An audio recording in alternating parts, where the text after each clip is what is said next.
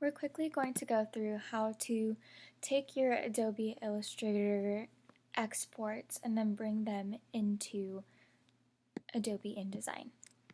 So I have my file right here for the one I will be working with. I create a standard document, so using inches in 1/2 by 11, you can press create.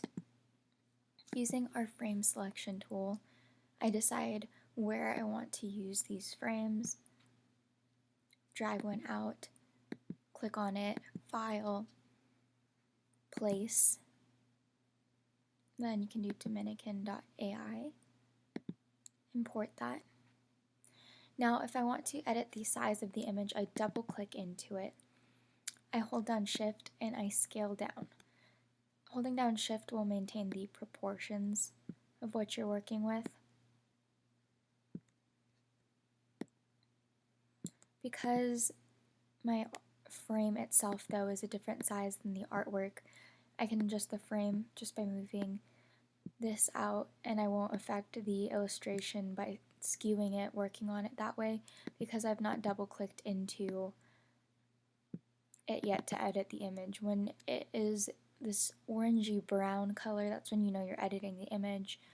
When you're editing the frame, it has just that blue outline instead. If I press W, then I can preview what the artboard would look like without the guidelines, and this is just to let you know what is the margin area and what isn't.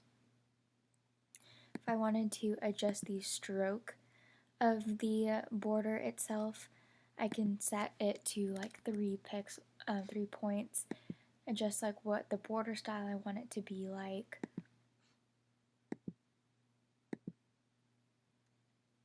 And then press W again to preview it. It has this wavy border now.